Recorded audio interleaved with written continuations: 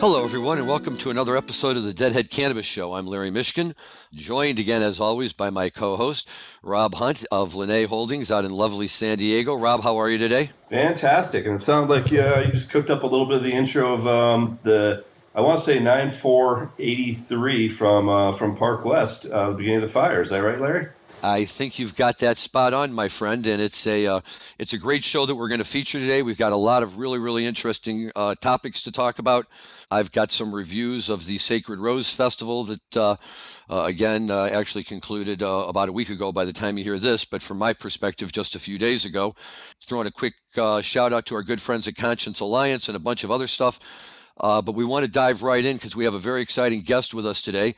My good buddy Lary Vinocur, who's an old-time Deadhead and was always the center part of the group back in the days when I was just getting on the bus. And he was a little bit like the bus driver for us, answered all the stupid questions and, told me all the stories so I could turn around and act like I knew them all myself. Larry, great to have you here, man. So good to see you. How are you?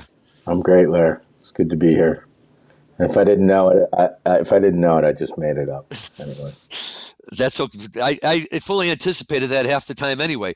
But the funny part is, now that we can all go back and check everything electronically, it looks like you were right, actually, pretty good percentage of the time. So, and you know what, dude? Nobody can ever take away from you, ever, that China doll call from the third floor men's room at the Philly Civic Center in 1984. So you always got that going for you. This is true.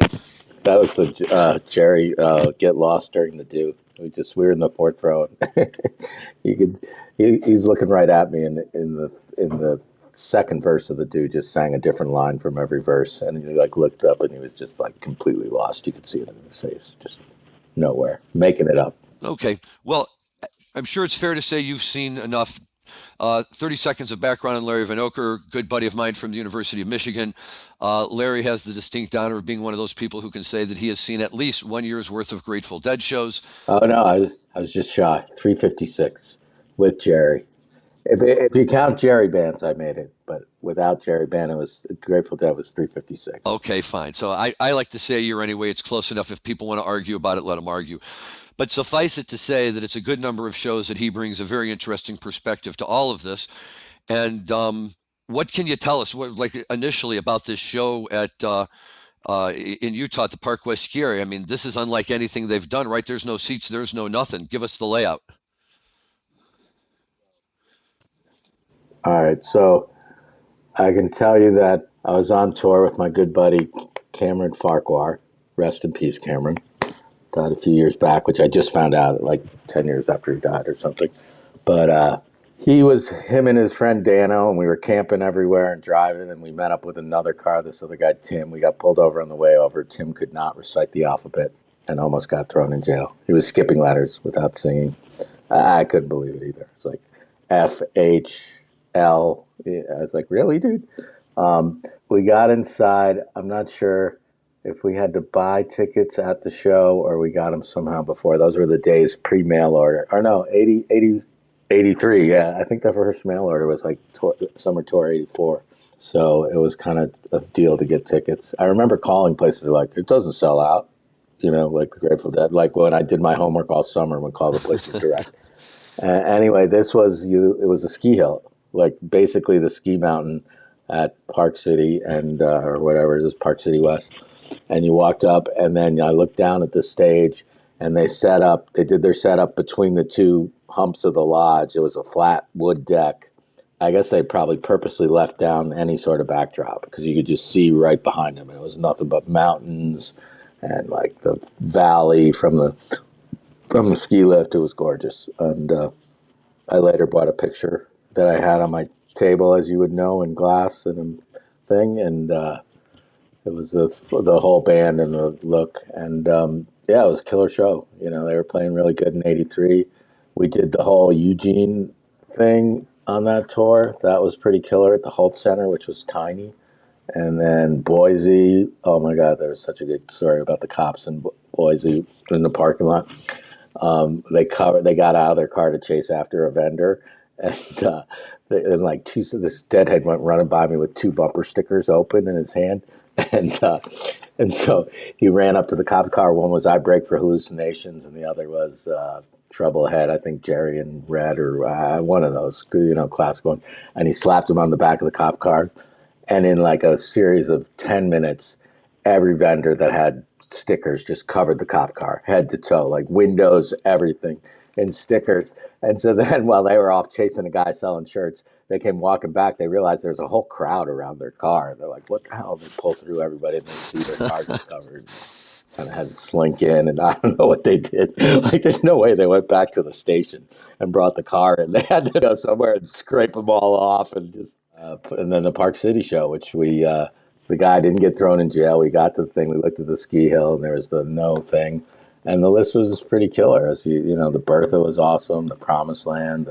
I used to say we could recreate any dead list if there were three of us that had been at the show, and we'd do pretty good if there were two of us. So I've actually been to that venue a lot because I moved out to Utah in 1990 for college. My first job in Utah was working at the Park West Ski Resort before it got bought, before it became Wolf Mountain, and since it's become the Canyons.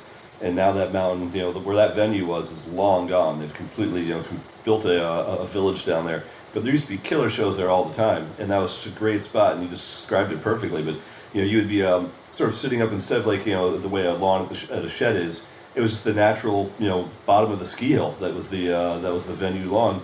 So you had a little flat spot right before the lodge, and basically the stage was right where the lodge was, and then the natural ski hill just would go up, and it was a gently sloping green trail. That was where you'd hang out. And it was great. I mean, I saw Horde Tour there. I've seen like Dave Matthews there. I've seen a bunch of bands there. I want to say I might have even seen I didn't see Fish there. I've seen probably 25, 30 shows there, but it's a great venue, or was a great venue. It's kind of sad that it's no longer there. Oh yeah, yeah. What was the Dead? The Dead might have been the first show they had there, even because it didn't seem like they had it two together. We got in, and people were like, there are other people that are like, I need a ticket. I was like, well, just walk way up the hill and come down the other way, because you could kind of see. Like, I'm looking from the bottom, and I'm like, because you'd see the whatever they had on the sides of the hill. I was like, there's got to be a way through the woods. Like, if you just go that way, and you could get there. But where there's a will, there's a way. Jim Richmond, one of my good friends from college, he was like, he would make tickets like you couldn't believe. He'd match the thickness and X-Acto knife and glue the stuff together, and just they were unbelievable. Yeah, I was like, Jim, really? He's like, yeah. I was like, fuck. Anyway, I shouldn't have used his last name, but Jim R. Whatever. Yeah, if they come find him, like the statute of limitations is long since run, man. okay, yeah. Yeah, no, trust me. I've met members of the Grateful Dead organization and told them I used to counterfeit their tickets all the time. I mean, I probably walked myself into over 100 shows that I made the tickets for. So it's if you could do it, have at it. I always figured that Dead would kind of appreciate the effort. Right. Yeah, I got busted with bootleg shirts at Brendan Byrne, and I avoided, like, they had a court in the venue, and somehow they're like, the judge isn't here today, but you got to come back tomorrow. I was like, where? He's like, right here to see the judge, and I never did it. And they kicked me out for life. But and they're like, and it's the band, man. They don't want people selling bootleg shirts at Eats and they like just berated me for a while. I think I missed the first three songs until I got out. And then the next years I went, I was all paranoid like that. Every time the security, I was like, they bust out the Polaroids, which they had of me. And they look for these people. You kick them out when you find them. And they like stop in my row. I was like, shit, they're looking for this. It's ridiculous. Anyway. That's too funny. I mean, this year when we were at Red Rocks for Tedeschi Treks, when I saw the Dead at Red Rocks in '84, they weren't allowing vending, and now in 2022, they're still not allowing vending. And I was with a buddy, our good friend Tommy, and we pulled up in Red Rocks. They said no vending. We said, yeah. We got out of the car. He opened the trunk. He had a bunch of homemade T-shirts in the back. He hadn't even pulled one out yet, and these guys come flying up on a golf cart. Are you vending? You can't be. No, sir. We're not vending. This is just our supplies for while we're no vending. We're going to keep an eye on you now. We're, okay. Like, this place is supposed to be cool. How the hell are they doing that here? Yeah, it was crazy. I remember it was so hard. Summer '82 was the first year I was selling shirts, and everybody started selling shirts. And my friend Jamie, her and her friend Tom, big beard guy, Red Wolf or whatever. They were selling sandwiches, and they fucking cleaned up. It was like it was the crazy. I was like, oh, that's so brilliant. They go to a city, they go to the supermarket, they spend $40 on groceries. No one else was selling food. They do like bagels one day, peanut butter and jelly another day, whatever was they felt like, and they put them in bags and then sell them all. They'd sell everything in like 20 minutes, and then they'd buy their tickets and go into the show. It's like, that's a much better deal. Like, there are millions of us trying to sell shirts, and that, it got worse and worse. Right. Anyway. Crazy. So tell us more about this show. How was the sound out there? The sound was really good, surprisingly, and I mean, just because you're outdoor like that, and the Birth of Greatest or Birth of Promised Land, right? Was it? I gotta look at the list. Birth of Promised Land was awesome. The Friend of the Devil was, of course, everyone spent the night in Utah. There was a really killer, not a shirt from behind the venue. I think it was a bootleg shirt outside that I had for years. That if anybody has one in an extra large, I would certainly love to buy it again. I don't know what happened to mine, but it was like a Mormon skeleton blowing like a big long horn with the flags hanging off of it and a circle, and it said "Spent the night in Utah" with the dates and Park City West and stuff on it. It was a cool shirt. And then first set, the China Rider they closed with was killer, and then the Scarlet Fire was like 30 minutes long. I think it was a long time in the second set. Oh, and there was like a Spanish Jam or whatever, right? That was one of the first one of those I saw, I think, that I remember or not. I don't know. So let me ask you though, you've certainly seen enough shows to qualify. How many times, would you see a show where the Dead would close out the first set with like a China Rider and come back and open up the next set, with a Scarlet Fire and put those back to back basically? I would say, and maybe sometimes, did they ever do the reverse Scarlet Fire, China Rider?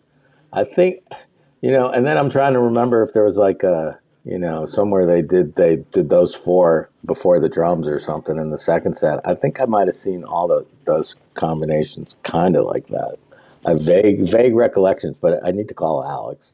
Alex, right? Another guy who knows Alex, Rob. But I can tell you, I saw a further show in Chicago where they did just that. They closed out the first set with China Rider, second set opened with Scarlet Fire, and they closed the show with Help Slip Frank. And so they squeezed all three of them in there. And when we saw further at the Mill Valley Inn a few years back with Alex and Mike and others, and that night they threw a whole bunch. They closed out the show with Scarlet Fire, I think, after they had already done a China Rider and maybe a Help Slip Frank. Were you there the time that Dickie Betts was playing the fair and he came out at Mill Valley with them? No, I did not see Dickie Betts, unfortunately. I saw some great further shows, but no Dickie Betts. That was pretty killer. I was thinking about some stuff the other night. There was some crazy stuff that I was just like, oh yeah, I did see that. That did happen. But yeah, Dickie Betts played with them one night at as further at the little place. He was playing like the Mill Valley State Fair or something. And he just happened to be there, so he dropped in with the boys. That would have been fun to see. Yeah, it was good too. I forget what they played. Did they play Ramblin' Man or? I remember, being over at Alex and Andy's house, and they have a picture of Jerry with Elvis Costello, and I think that might have been from Mill Valley also. Oh, that's from that's Jay took that picture. That's from the Sweetwater before the revision of the Sweetwater. Yeah, I missed that show. I think Jay's the only one that made it to that show. Speaking of Jay, just saw him this past weekend at Sacred Rose. It's incredible. I mean, first of all, you look up on the stage of like the Phil show and some of the others, he's the only guy up there. He's like the exclusive photographer. He's running around the whole time, stays just out of the way, but if you know to look for him, you can see him. And then when we saw him later walking around, because he has his own tent, by the way, with all of his photos for sale, we bumped into him in the middle of the fairgrounds or whatever, and there's people running up to him. Can I take my picture with you? Will you please take my picture? He's a celebrity. It's the funniest thing in the world. And he just handles it, very matter-of-factly and everything. And he's very cool about it. But to me, it's just wonderful because it's just a statement of his success, right? And, I know Alex and Andy see him quite a bit. I know you know him too. And, that's just a cool guy to know. He's in on everything over there. And he's been a guest on the show a couple of times. And he's just about probably due back, I think, Rob. Yeah, he's been to more shows than I have out of our group. I think it's him and then me, and then Alex, I guess, and then maybe you, Larry. Well, that's what I was going to say. I know Alex was in copy. So how far behind you did he ultimately finish? I don't remember. I know it's a few, maybe 20 or something. I don't know the difference. Okay. Well, that's okay. We'll dedicate this show then to Alex, who finished 20 shows behind Larry in the all-time count. Better luck next time, man. I don't know. We'd have to run in Song Tracker. I don't have it. Song So Tracker. See, for those of you who don't know what Song Tracker is, it was a software, a Grateful Dead cataloging software that Larry and Alex and a few other guys threw together back in the early 90s. And, you could take it and eventually, it had the database of the set list of just about every show, didn't it? yeah. We Alex, I don't want to say we stole that base, but we found set lists and we put them all in, and then every year we would do an update, and then you could tag whatever shows you were at, and then you could run stats between any set of dates. Our programming third partner was this guy Tim, who was just a brilliant, I don't know. We did it in Fox, one of those computer database programs, and he. It would tell me how many times I saw a song, how many times I saw a song open a show, if it opened the second set, if they closed the show. Yeah. That we did that whole, at the end of the year where they put the 5 most openers, closers into the drums, out of the drums, encores, set closers. We had that report. We had any song, and you could do it for the whole run of the database, or for your shows in the database, or this year or last year. You put in the dates. It had a great interface, and so you come home from a show, you're like, "When was the last time I saw that?" And you just 3 keystrokes, you knew. Yeah, it was good. Boom. As I recall, it came on one of those big 8-inch floppy disks. Oh yeah. It was the days of the fat floppy. We would think we then had it on the little ones. Okay. So, but maybe Tim still has the program somewhere. Alex, I don't think any of us. Everyone's like, you got it in Mac, because we were like computer geek guys. Like we worked in the industry back then, so we all had IBMs, and all the deadheads were Mac. So we finally ported. We used Carrie, ported it over to Mac for us, and then no one bought it, and then it kind of died. But oh well. You gave it your best effort. I used to hawk for you on the floor of the shows during intermission. You'd send out the little flyers that had, the 5 songs they played 2 nights ago, and then whatever, and then a place for people to keep their own set list. Right. Yeah. We took over those Mikiel stickers or flyers or whoever that guy was. I think he died or something, and then no one was handing out like the tour set list or whatever it was. So we started handing that out with an ad for that. That was good stuff. Yeah, it was Dupree's Diamond News that did for a long time. Yeah, that's John's work or whatever. That was his newsletter. But it was a good way to write off going to Grateful Dead shows, kind of. Oh, well, now I do it all the time. And at some point, they don't let you continue to write it off anymore. I was at Sacred Rose all weekend. As far as I'm concerned, that's a business expense because I'm going to be talking about it here in a few minutes, man. If I have to talk about it, and Larry, maybe I can find a new account, but my account, I think, seems to say it's okay to take deductions on my weed purchases because I'm a weed attorney, right? So you got to fucking know what's going on with that stuff, too. Keep you current. Unbelievable there. Absolutely. Hey, let's go back to another song from this show, Dan. What else do you have for us today? Brother Esau holds the blessing. Brother Esau holds the curse. I would say the blame is mine. I suspected something worse. The more my brother looks like me, the more I understand. Silent war that bloodied both our hands.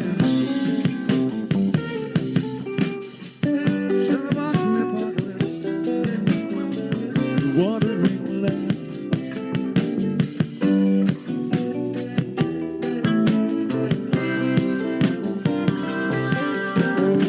Shadowbox in the apocalypse. Wandering land. A little Bobby tune there, huh? Yeah, I picked that one out because look, they just introduced that in late '82. I think is when Weir and Barlow wrote that tune. And there's a lot of sort of controversy about the lyrics in that song as far as it's very rare that they were political. Throwing Stones would be somewhat political, but Brother Esau is in many ways kind of like an homage to the Vietnam War and kind of what Barlow's take on that was. And there's also a lot of belief that the opening line of Brother Esau killed a hunter back in 1969 is sort of a call out to Meredith Hunter from Altamont. getting killed there. So a lot of interesting lyrics to that tune. And it's one that, when I think about the mid '80s, like we've never covered an '83 song or an '83 show on this, at least as long as you and I have been doing this together, Larry. Like we talk about '85, we talk about '81, like the early days of Brent, but '83 is kind of like a lost year for a lot of people, and it's such a hot year. Like the summer tour. I mean, obviously, like Larry, you were on the whole tour, so you can speak more confidently than I can. But '83, I think there was like, especially this run, from Boise to Park West to Red Rocks to the Downs of Santa Fe. There was like 7 or 8 shows like bam, bam, bam that just crushed, right? And Esau was like a major part of that kind of, mid to late '83, where he was really, starting to play that song quite a bit. And I think Esau only got played for 9 years, 10 years total. So I figured, we've never covered Esau before, so I figured I'd throw it on there. Let's just say, I think it came out in the spring tour on the East Coast, and they played it every night.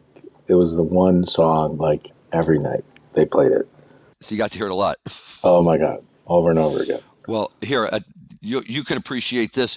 In '83, I did an overnight road trip with Stefano, Tommy, Supo, and a few others. And right after the Michigan Theater Party, we all hopped in Tommy's Volkswagen and we drove to Morgantown, West Virginia for a show there. And it was, only my 3rd or 4th show. And they played this song. And the entire drive home, Stefano and Supo were debating the meaning of the song. And I'm like, oh, man. Let's talk about something else. I mean, whatever. It's kind of a heavy song. I get it. But, hey, we heard Uncle John's band. Wasn't that great? Well, but I think what Hunter or what Barlow was really trying to say. And then, where else we talked about it? In Buzz Alexander's class. Oh, my goodness. Yeah. Vietnam and the Artist. Vietnam and the Artist. That's right. Wow. But we did Throwing Stones for our project, where we had to try and figure out all the lyrics because you couldn't turn on your computer and get all the lyrics. So we sat in Larry's house one night, late into the night, getting stoned and listening to the song over and over, trying to get all of the lyrics. And there were some words we couldn't get, and you ultimately went to Jim Richmond for the words. Yeah. Well, I mean, like Rudy's is a tough one, right? Rudy's looking for a fight, and that's one of those ones that until I understood more about reggae and about ska, like I had no idea what a Rudy was, right? You don't understand. All my friends called each other Rudy, so it was the weirdest thing. It was like they were talking to us. Like I have 4 different friends who point their finger at each other and say, "You're the rudest." No, you're the rudest. And so then they became Rudies for some reason, and everybody was a Rudy. And then that was in the band we followed, all the songs we listened to. So that's too crazy. But yeah, look, it was just another one of those tunes that I eventually ran its course, right? I guess Bobby got tired of singing it. It never got the largest crowd responses. I mean, I think people appreciated it for what it was, but after a while, you got to move on to bigger and better things. Yeah, I figured it's rare we get a chance to feature it, right? So I figured I'd throw it on there for once and give it a quick little shout out. But before we get back in the show, Larry, you were at Sacred Rose this weekend. There's some pretty hot music there this weekend. So you want to tell us just a quick synopsis of like how was Goose, how was Humphreys? So here we go. Friday night, we got there primarily to see Phil. We got just in time to see the very end of the St. Paul and the Broken Bones set. Never seen them before. Decent enough music. I was happy to hear it. But then we went over to the stage for Phil. And I got to tell you, man, it was a great show. He had Jeff Tweedy and Nels Klein. And this was, so it's billed as Philco, right? Instead of Wilco because of Tweedy. Philco, right. But also Carl Denson, Margot Price came out to sing. I couldn't even keep track of everybody who was on the stage at one point. Clementi was up there. John Molo was up there. Stu Allen was up there, and the set list was strong. The tunes were great. They came right out of the box with a Dire Wolf with Tweedy doing the lead vocals on it, and I mean he was perfect. That's exactly the kind of singer, that Jeff Tweedy is, right? He sings those kind of tunes, story tunes that just kind of play themselves out, and it was great. And then a Phil Standard doing that rag, which was nice, although it was interesting because normally when he does it with Phil and Friends, he's got Baracco to sing the lyrics, and this time I think he had Stu Allen doing it. A couple of Wilco tunes were thrown in there. They came back, they did U.S. Blues again with Tweedy singing. The second set opened with a shakedown with Carl Denson singing, and then the number we had all been waiting for, about a 15-minute Viola Lee blues jam that was well worth the price of admission anytime. Pride of Cucamonga, and I explained to everybody how I embarrassingly said on our show that Phil had played it with the Dead before, when in fact he hadn't. But now I have actually seen him play it, so I can say that I saw Phil play Pride of Cucamonga, New Speedway Boogie, another Wilco tune, and then they closed out with Franklin's with Tweety again doing the lead, the lyrics on that, and some really hot playing all around. Pretty much the standard Ripple encore, but it was a really good 3.5 hour show with a reasonable timed intermission in between, and was just so great. Phil sang Pride of Cucamonga, and that was it for him on the vocals. But his bass playing was amazing. I can't remember the last time I saw a performance with Phil in it where his bass was featured so heavily in the mix. It just all night long, you could just feel Phil's bass booming out from the stage, and it was great. Sent everybody home with a smile. I have to say, getting in and out all 3 days was really not a pain at all. No major traffic jams. All went very smoothly. The second day, though, was the new day for me, seeing everybody. We got out there, and I caught Corey Wong for the first time, Humphreys for the first time, Goose for the first time. Disco Biscuits. Saw the Disco Biscuits too. And these are all bands that I had heard of, that people had talked about and had been telling me forever that I should go to see. I had never seen any of them, and I came away very positive for all of them. I really liked Disco Biscuits, but it was explained to me by a buddy of mine who was there, who has seen all of these bands, anyone, and a large number of times, and kind of knows them all. My good friend Joel, the tax accountant for Ripple Tax, and he's sitting there explaining to me Disco Biscuits. He's like, "Look, this is a great sound, but it's really good at 2 o'clock in the morning as an after show. You come see them late at night after you've been partying all night, seeing the Dead or whoever, and then you roll into a Disco Biscuit show, and they jam you till 3 or 4 in the morning, and you just have a good time." And they were fine. I really liked their sound quite a bit. Humphreys was, look, I've heard about Humphreys forever, and I get it. For some people, they love him. Other people, not so much. I'd see him again. I thought I only saw one set, but it was a very solid set. They had a lot of good jamming in, but it was jamming with. It seemed like it had just a little bit of prog rock influence, but they played very well. It was very, very tight, and I would have liked to have seen the whole show. Corey Wong.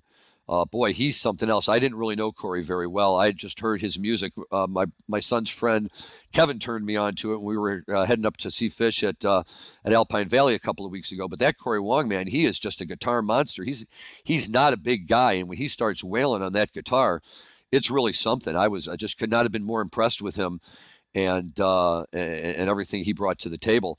And then finally, it was time for Goose. And this is why I was there. I've heard everything about Goose. I've seen a couple of their clips. I've heard all sorts of stuff, but you have to see them for yourself. And they came out. They did not disappoint. They were solid, heavy core rocking from beginning to end. They have a very, very interesting group of musicians up on the stage. Some interesting personalities that have just kind of worked together in a way that produces a really, really good, clean, solid jam band sound. And they're definitely a band I would like to hear more and have an opportunity to see where they go. They did do one cover.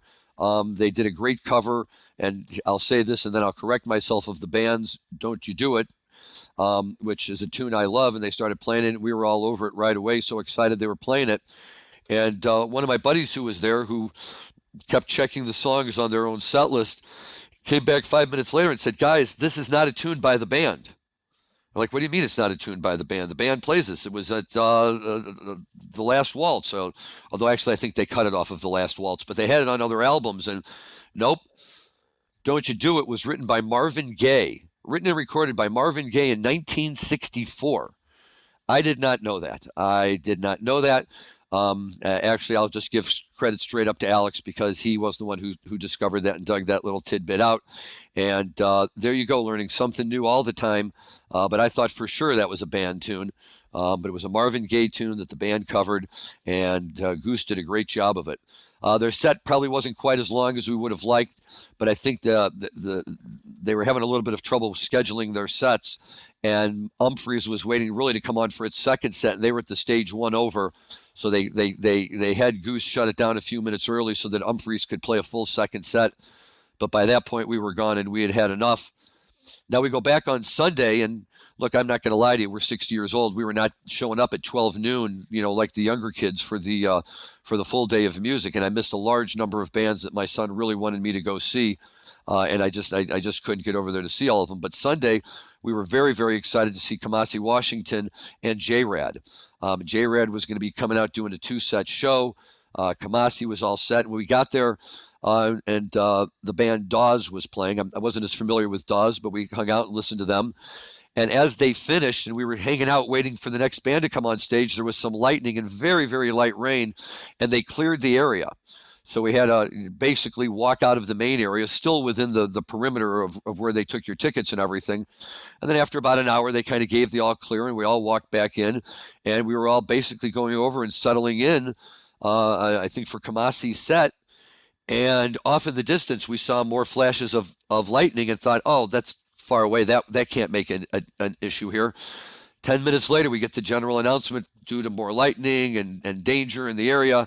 We're canceling the rest of the night, and we're really sorry, but safety first and have a safe drive home. And they kicked us all out, and we left. So we didn't get to see Kamasi. We didn't get to see J-Rad. We didn't get to see any of them. And look, I've never run a big festival, Rob. I know you've had a little bit of experience working at some of these festivals, but I can tell you this. I have a cell phone, and every other person out there does too. So we instantly have our own weather radar, and you could see this storm was going right by us. You could look up in the sky and see the clouds going away. And I'm not going to sit here and diss Live Nation, whoever it was that sponsored this thing, but I will say I think they could have held out a little bit longer and let us get our J-Rad set in, but we didn't. But J-Rad being who they are, on Monday, they immediately announced that they're going to do 3 full shows here in Chicago, the first weekend in December. So now everybody's all excited at the Riviera nightclub. So it's going to be a great place to go and catch a show, and very excited to see J-Rad when they come back and do that. So in summary, I would say Sacred Rose, well worth the price of admission. I would gladly do it again next year. And hopefully they can get better cooperation from the weather so we can hear the whole end of it. But it was a great opportunity and a great experience, and was very happy to get to go. And now feel like I have a basis to talk to my son and his friends on some of these bands that I just never really spent a whole lot of time listening to. I know you've had some experience with them, Rob. Yeah, I know I've seen a lot of those bands. I still haven't seen Goose, but I've seen Humphreys probably 35, 40 times. Like there was a couple of years there where no matter where I was, Humphreys was there too. So I've seen them a ton of times. I've seen Bisco a ton of times. Your buddy's absolutely right. Bisco's a lot better, I'd say 4 or 5 in the morning than they are, 10 o'clock at night. In the old days, Bisco, like they wouldn't play a show unless they were playing late night. Their whole gig was, let's make sure everyone's as high as they can possibly be when they come to see us. But I mean, they weren't the only ones that were kind of like that at the time. Like STS9 and the New Deal and a few other like sort of live-tronica bands were sort of going after the same vibe, and all of them were like, no, I want to go on last. No, I want to go on last. So like when they're booking festival slots, they're looking for the late night tents. But that's great. You saw some really fun ones this weekend. Yeah, we did, and missed some too. STS9 was opposite Goose, so we missed STS9. And then late night, Sunday night, even after J-Rad, and I won't say it right so everybody knows I'm an old fart, Krungabin, or how do you pronounce it? Krungabin? I don't know. At any rate, they were coming on to play the late night set, and my son's buddies who were there were saying, these are the guys you really need to see. But unfortunately, that set got canceled too. But yeah, you know what? I hear about these bands forever. It's great to finally go see them, and I'm looking forward to see any of them again if they come through. It was a great quick little sampler of wonderful jam bands. Oh, nice. Well, I think all those bands still have the Grateful Dead to thank, and it was really nice to see Sacred Rose paying homage to the Dead with a handful of different collabs, whether it was J-Rad or it was Philco, or with other bands that have either covered Dead tunes or played Dead tunes. But I mean, what a great lineup! It sounds like a really fun time. But jumping back into Park West, man, there's one thing that Larry said to us earlier that I thought was funny, which is that at the Park West show, they made T-shirts for the Spent the Night in Utah part of it. But you got to remember that there's some other times that like states or cities are named in songs. You always expect that they're going to play that song the way they played "Front of the Devil" at Park West. And one of the things I think that's really interesting about this show is that the Park West show was one day before a 3-night Red Rocks run, and it was then after that they went down to Santa Fe, New Mexico, and randomly enough they decided to play a China Rider at Park West, and they play a China Rider at the Downs of Santa Fe, and they shy the Red Rocks crowd from getting their I wish I was a headlight on northbound train part. So, kind of surprised that happened. But I think we've got a little bit of the China Cat, and I think we've also got a little bit of the Rider that we can queue up if we want to listen to those now while we wait for Larry to join us back in the studio.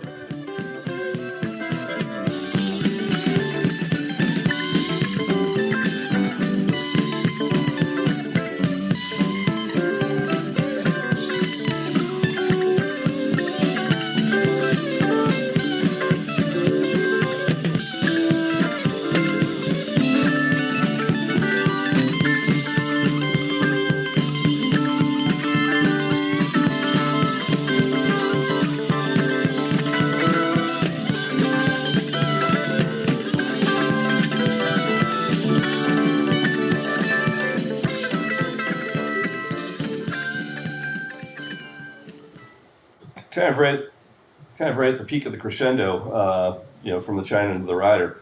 But that's right at the point where Garcia usually drops the most fun licks before it really starts to lay down before it goes into the Rider. But in '83, if anyone gets a chance, go back and listen to a lot of those summer of '83 China Riders, and they are hot. And I'd say the 910 '83 from the down to Santa Fe might even be a hotter one, just because it was played at such blistering speed. But this one's a great one. I don't know if you had a chance to listen to the whole thing, Larry. I did. I mean, it sounds great. China Rider is going to always be awesome. And you're right. When Jerry, you can always tell when Jerry's in a good mood. China Rider is a great song to gauge that. A great set of songs to gauge, exactly where he's at. And if he's ripping on the northbound train line, if he's ripping in the verses of China Cat, and I think it's no surprise. I mean, that combination of songs dates back to their very beginnings. It was the first, real combination, right? Scarlet didn't come along till 74, 75, Fire till 77 or 78. Franklin's Help Slip Frank came around in 75, 76. So, whenever I hear China Cat Sunflower, and I know your rider was being played by them even earlier than that, whenever I would get to the point where I thought maybe I've heard this too many times, I'm like, if Jerry's still happy playing this song 25 years later, man, who am I to not want to, totally get up and dance to it? And it's always fun. I love that combination. Yeah, I've always had a theory when it comes to the northbound train line, which is that I always think that it all depends on how Bobby sings the "Sung in a Shine" in My Back Door. So, like, if he's singing that line and he's really belting it out, I think it kind of forces Garcia to really step up his. Like, prime example being Alpine Valley '89, which to me is like the greatest, sort of I Know Your Rider yells by Garcia. But a lot of that's predicated on, like, how Weir came to the table in the verse before. But on this one, it's in '83, Garcia was definitely belting the line out. There were some years where he was kind of understated as he went into that line. But I think we've got a little bit of the clip, from that section of it, from Park West. I was a headlight on a northbound train. I wish I was a headlight on a northbound train. I shine my light through the cool Colorado rain.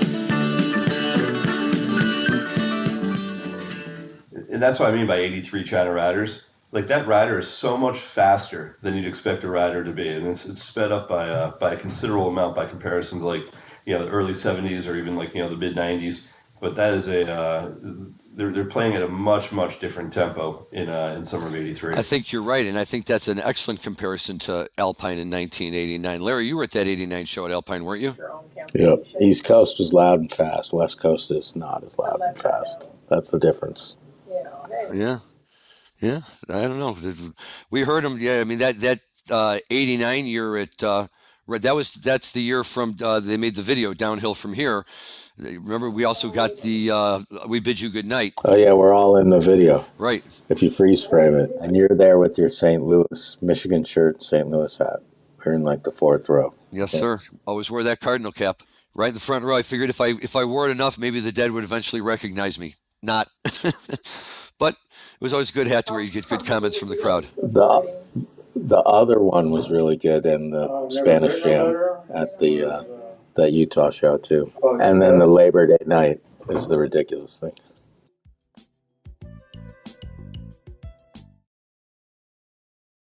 So, should we dive into some canvas stories right now, man? Absolutely. Rob, what do we have on the marijuana front this week?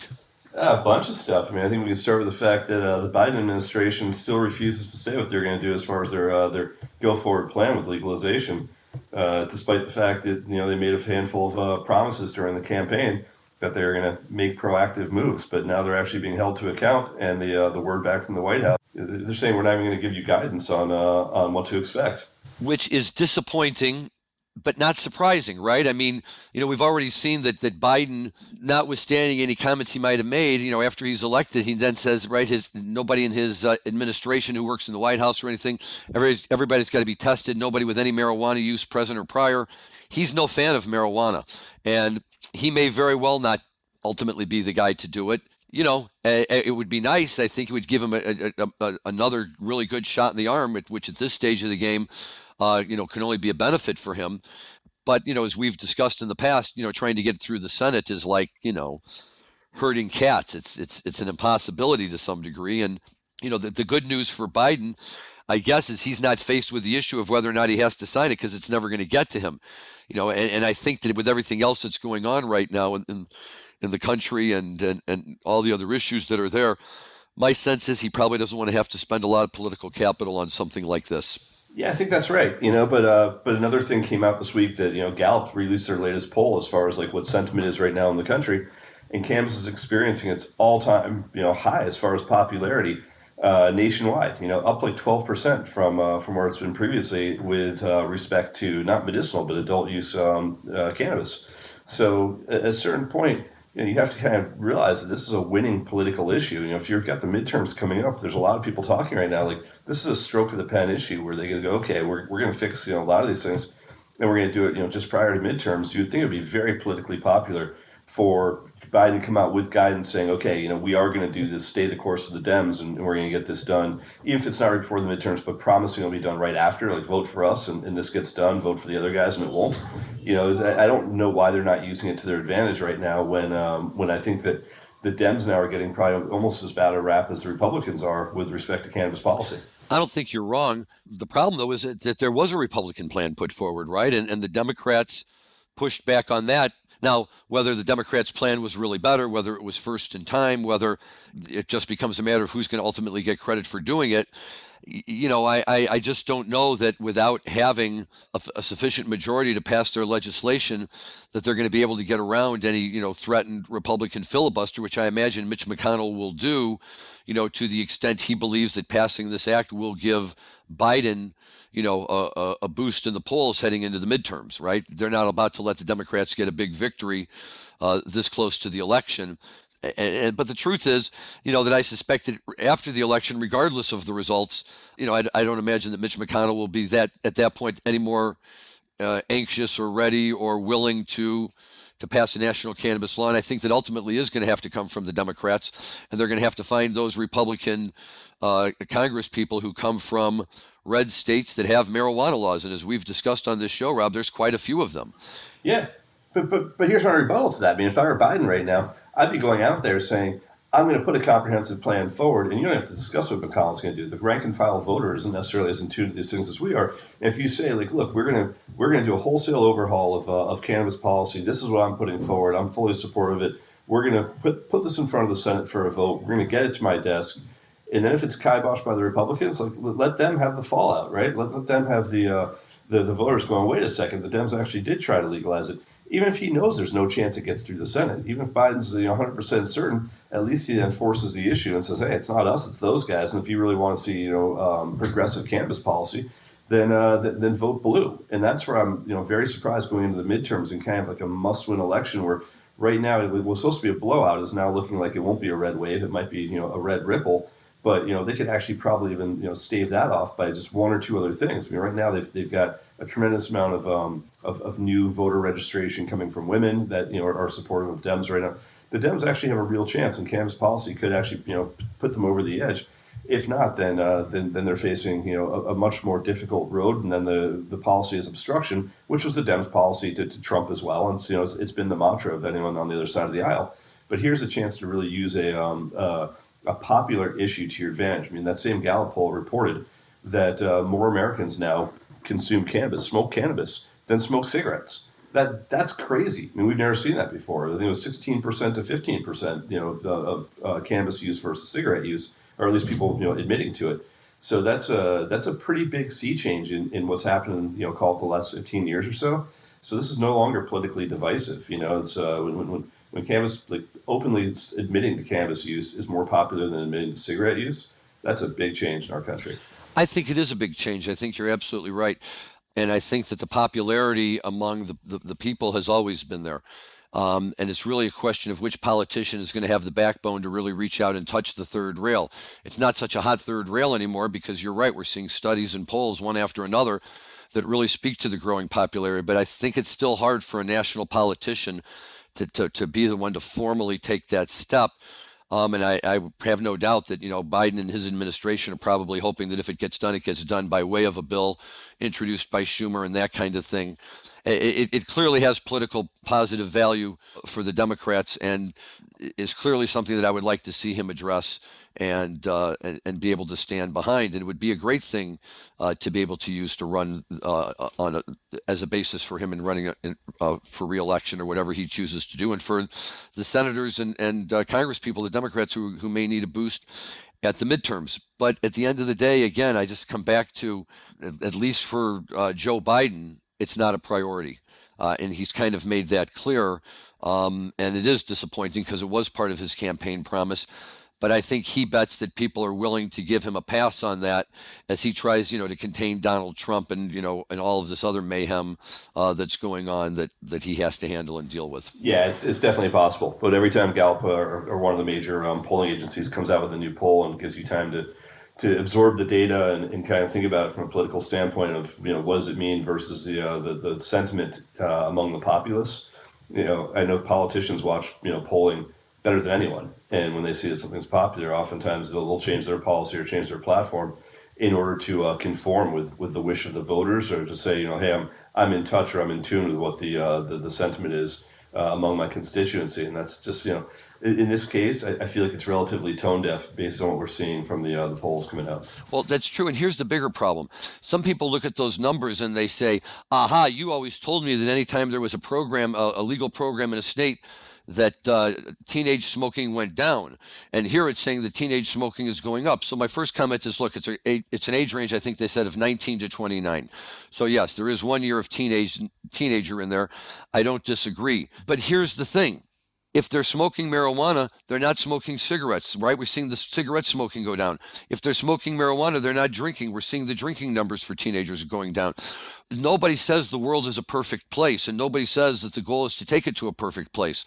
But if you want to accept the fact that as between alcohol and marijuana, one is a game of Russian roulette and the other one isn't, and that's just a fact. That's not an opinion. That's just a simple fact. Then to me, I see this as a huge, huge win already. If marijuana numbers going up means that people are smoking less, that people are smoking cigarettes less, drinking alcohol less, doing pharmaceutical drugs less, great. Let's have a world of stoners then instead of a world of crazy people who are drinking and doing all that other stuff. And so I see that very much as a positive, even though I know and suspect that people who are anti-marijuana, see that as proving their point that once marijuana is legalized, it makes it easier for young people to access it. Yeah, agreed. And I think that, that was part of the polling as well, is what's happening with other substance and what's happening with substance abuse. And look, I mean, I think we're all watching it, carefully to make sure that that use doesn't go up to the point where there's any sort of harm that's attributed as well. So I think everyone's watching the studies right now, and some of the studies that came out are suggesting that there are new potential links to other issues that relate to cannabis use, especially with like higher THC cannabis use.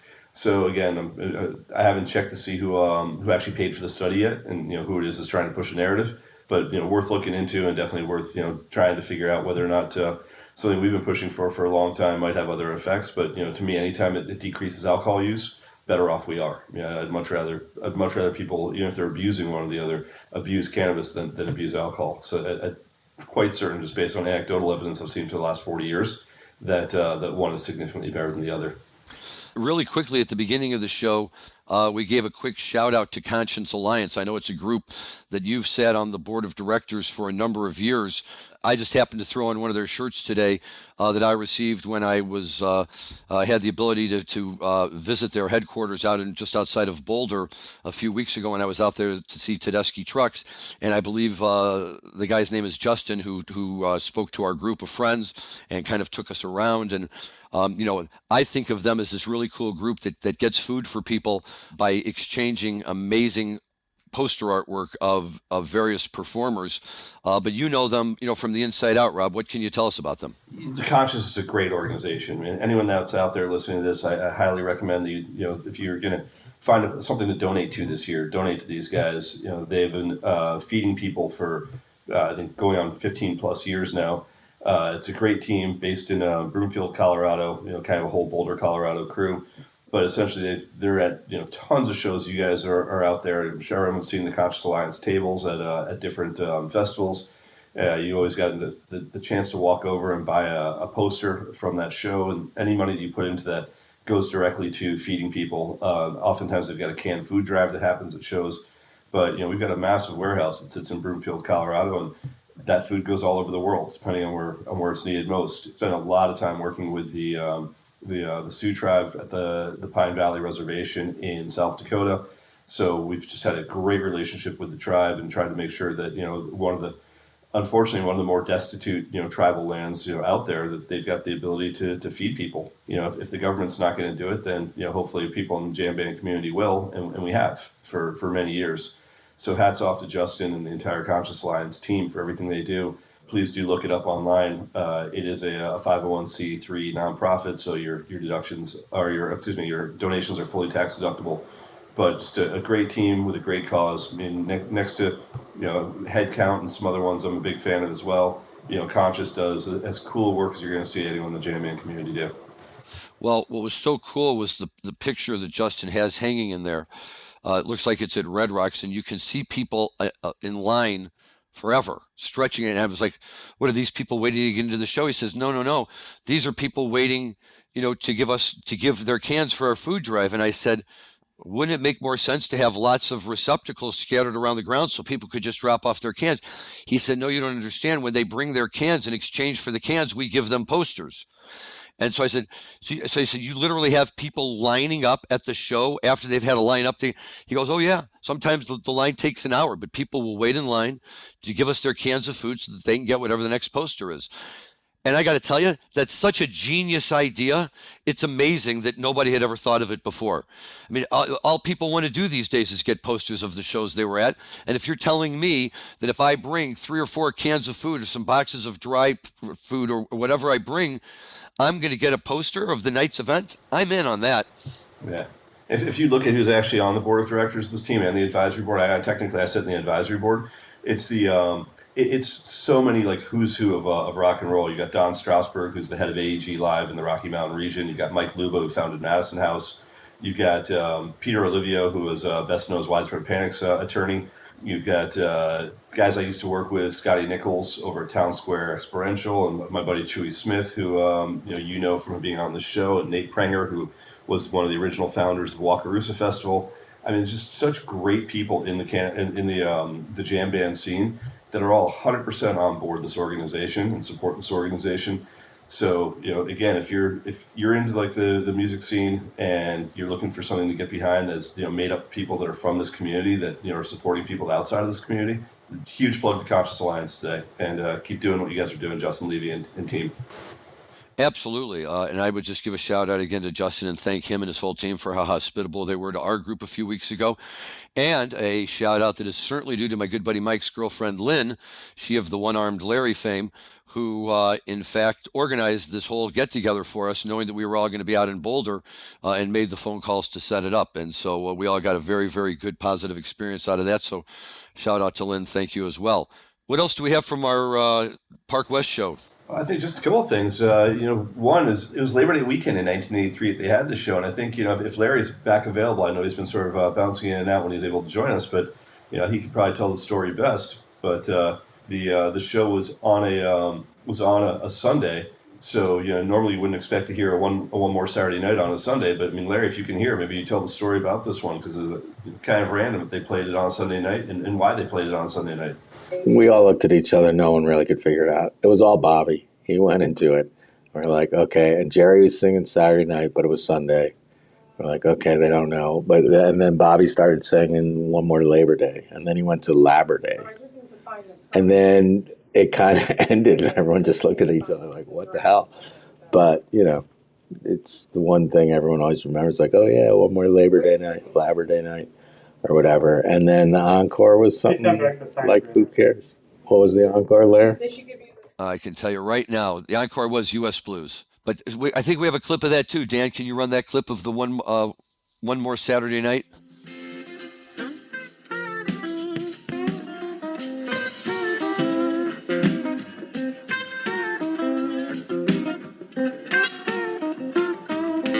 Went down to the mountain drinking some wine. Looked up into heaven, Lord, there's something mighty shining. Far across the heaven, painted black and white. Hey, gonna be a party tonight, cause it's Labor Day night. See,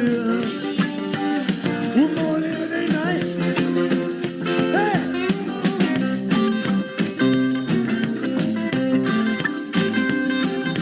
And everybody's dancing down the local armory with a basement full of dynamite and arm artillery. Never could be rise and everybody getting high. And the rockets struck at midnight, bass is going to fly.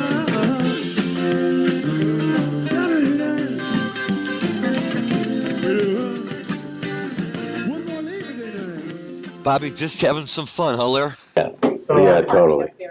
But you gotta go with Labor Day. When you get to Labor Day, it's later after that. Okay, but so people go listen to it, but I guess it's one of those occasions of the dead being aware, but in their own strange little way, right? It was like, I've told the story about the 1984 Red Rocks when the first night they played U.S. Blues for the encore, and then the third night, Bobby gets up to the microphone and says, I'm sorry for everyone who was here on Friday night, but today is, 100 and 200 years ago today, the U.S. approved the Stars and Stripes as our national flag, and boom, they jumped into it again. And it's like, I'm glad you thought of it then, but couldn't you have thought of it 2 nights before? It's like the China Rider, you just never know with them. But, that's a clever little thing, right? It's like you were there, weren't you there the year for April Fools? They all came out and did Alabama Getaway playing different instruments? No, I missed that. I was not at that one. You missed that one?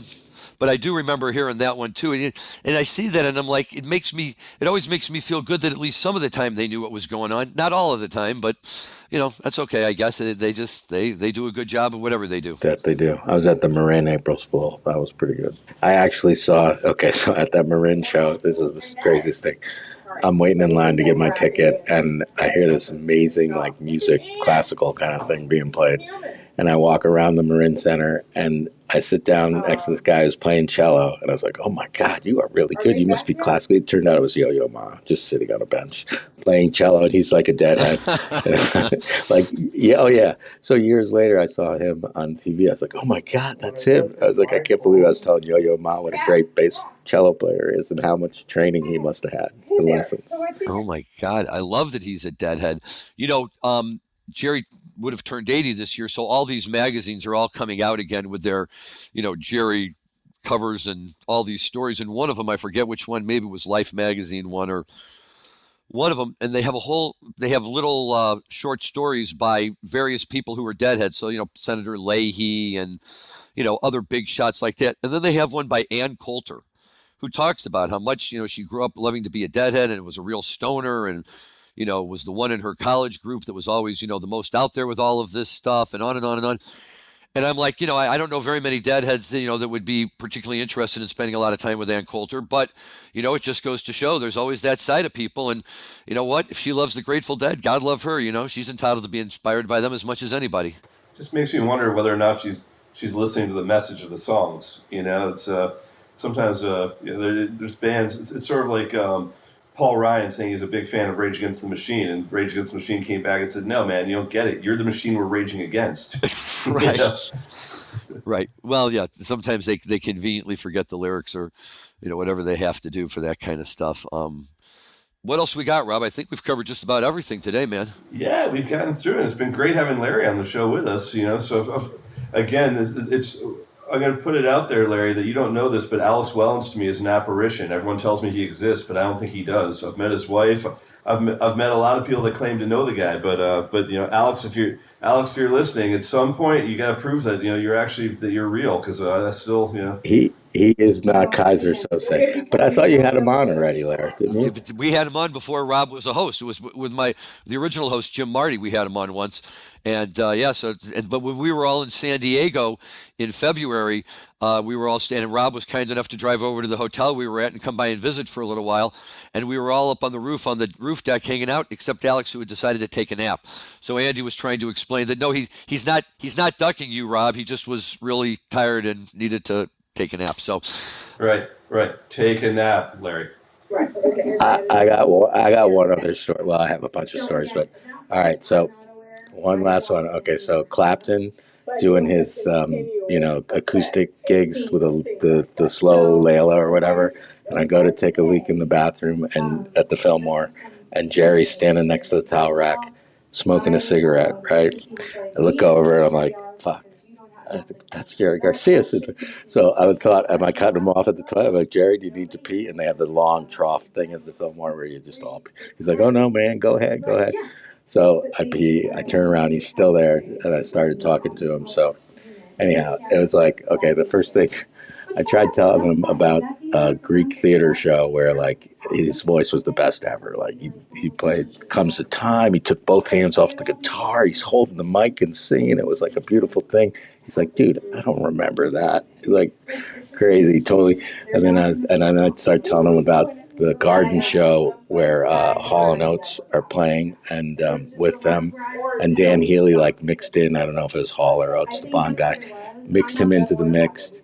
Didn't like the way it sounded, mixed him out, and then he's screaming in the mic and no one could hear him. The whole thing, and how much as a deadhead I love Dan Healy for that. And he just looked at me, he's like, "That's why I'm so happy we fired that cantankerous asshole. He shouldn't do stuff like that.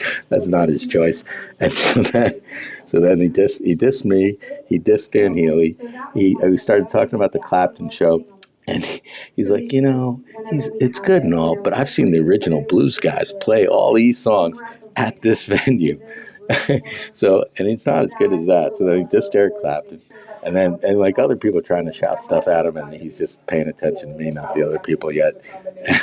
And so then the fourth person he dissed was, my friends had all seen the whole Dead went at the Stones were playing at the baseball arena in Oakland, right? And all of them were there. It was like, I can't remember which keyboard player they had at the time at that Stones show, but it was him, Bobby, Phil, Jerry. They're all sitting together up front. I was like, yeah, I heard you just saw the Stones and all. He's like, yeah, I was like, what do you think? He's like, well, it really rocked when Mick Taylor was in the band. He's like, that Ronnie Wood, like, he looks good and all, but he's not really a player like Mick Taylor. I was like, oh my God.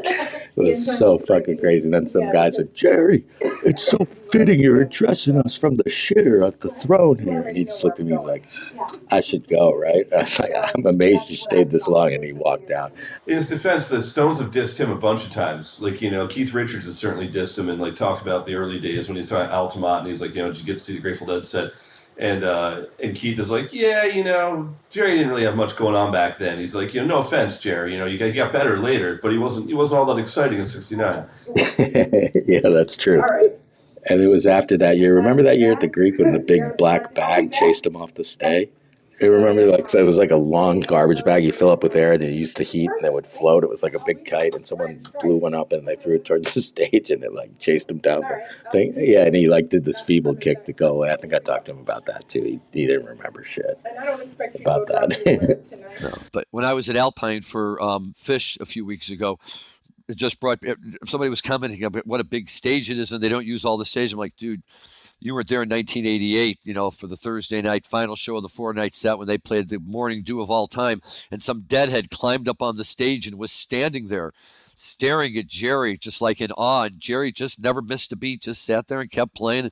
Eventually somebody from backstage came out, put their arm around the guy and took him off the stage. But I've told that story 1,000 times. I'm sure I know all the listeners know, but that's okay because it's a great story. And, let's talk about having a stage presence. I mean, he was the man. He was the man. Yeah. Remember when the clap showed up in the Dew? I remember that was a sad day. Everyone clapping. Like, it used to get quiet and pretty, and then all of a sudden people started clapping. And then... Like the 9/18/87 slow clap. Oh, is that when it showed up? You know the exact date of it, actually? I know like one of the most obvious examples of that from listening to the audience tape of 9/18/87, where the whole MSG is just doing the. Wow, Rob, I'm impressed. Yeah. I was gonna make shirts, get the clap, but get the clap out of the Dew. I wanted to make T-shirts. This guy knows it all. He's more of a dead nerd than you or me combined. He's got it all, and he started seeing him much later than us, and still crashed right through the 200 barrier. So, including Garcia Band, but not just Grateful Dead. Yeah. I think I saw 50 Garcia Band and 356. Yeah, then you're still 2x me, but I started in '88. Yeah, my first show was '79. It was Jerry coming out of a coma, and it was the night after St. Stephen Dark Star at Nassau. It was the second Nassau show. Nice. And we won't talk about the '83 St. Stephen because I like you too much. So, But instead, no. Before we close out here, just a couple of very quick shout outs. I have to give a shout out to my new best friend, Jenny, who I met at Sacred Rose over the weekend, and we were talking on Sunday while all this stuff was going down and everything was happening all around us. And it just goes to show that there's always good fans out there everywhere. And Jenny, if you're listening, thanks for taking the time to chat with me, and I hope you enjoyed the weekend. And a quick shout out to my good buddy Lary Vinocur, who's on the show today, because it will be Larry's birthday just a couple of days after this show airs. And what is it, Larry, 40 this year? Oh, yeah, sure. 60. Am I 61 or am I 62? That's a good question. I'm turning 61. 61. There you go. The fact that there's even confusion just feeds into the legend. So that's right. But just a couple of days from now, we got my good friend Lisa Gilchrist, an old, still a deadhead, I'm sure, but a friend from back in the day who we used to go to a lot of shows with.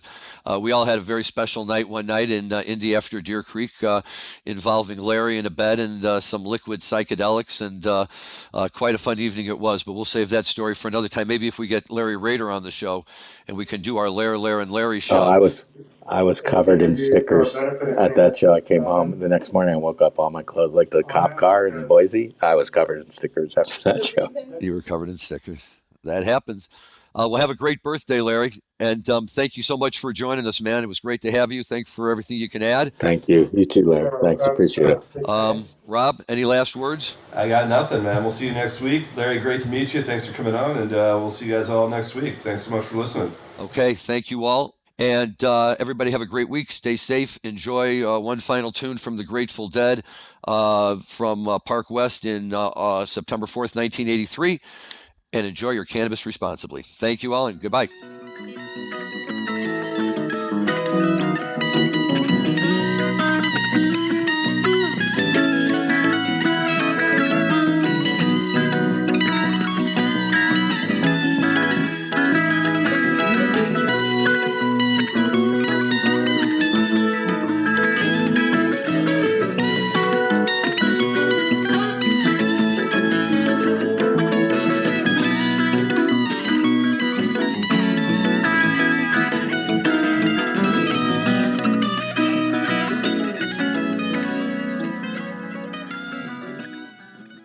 I'm Joyce Gerber, the creator and host of the award-winning podcast, The Canna Mom Show. And we are on a mission to enhance the impact women have on this industry as business professionals, healthcare providers, policy advocates, caregivers, moms, by sharing and preserving their stories of love and kindness, wisdom, and hope. I am so grateful to have found my tribe of Canna podcasters right here on PodConx, and look forward to our work of crushing the stigma around cannabis and caregivers and building this new industry together.